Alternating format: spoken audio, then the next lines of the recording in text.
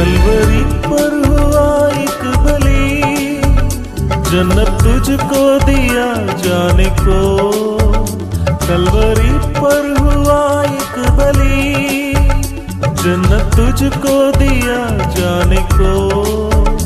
नदी जैसे बह निकला बेगुनाह के लहू क्रूस पर, बेगुनाह के लहू क्रूस पर।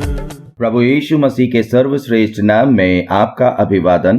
पवित्र बाइबल में मत्ती रचित सुसमाचार के 15वें अध्याय के 22वें वचन में हम इस प्रकार पढ़ते हैं, उस प्रदेश से एक कनानी स्त्री निकली और चिल्लाकर कहने लगी, हे प्रभु दाऊद की संतान, मुझ पर दया कर, मेरी बेटी को दुष्ट आत्मा बहुत सता रहा है।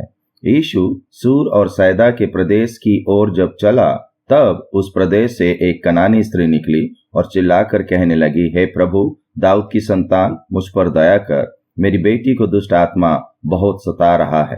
माता पिता का अपने बच्चों के प्रति बड़ा प्रेम होता है, और जब बच्चे मुसीबत में होते हैं, दुखी होते हैं या फिर व्याकुल होते हैं, तब उन्हें बहुत ही तकलीफ होती है।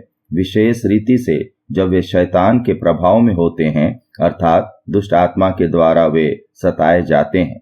परमेश्वर के उपस्थिति में उसकी आराधना करने वाले स्वर्गदूतों में से कुछ शैतान का पीछा कर पाप करने के कारण स्वर्ग से निष्कासित किए गए और वे पृथ्वी पर मनुष्यों को सताने लगे। पाप के कारण मनुष्य जो परमेश्वर का बैरी है और उसके उपस्थिति में से निकाला गया है, उस मनुष्य पर शैतान का प्रभाव होता है।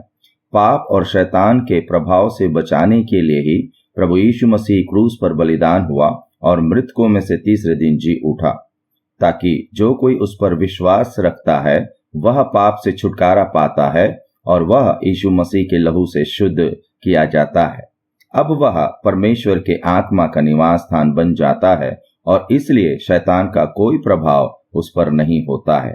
ऐसा छुटकारा आप भी यीशु मसीह पर विश्वास के द्वारा पा सकें, परमेश्वर से आपके लिए हमारी यही प्रार्थना है।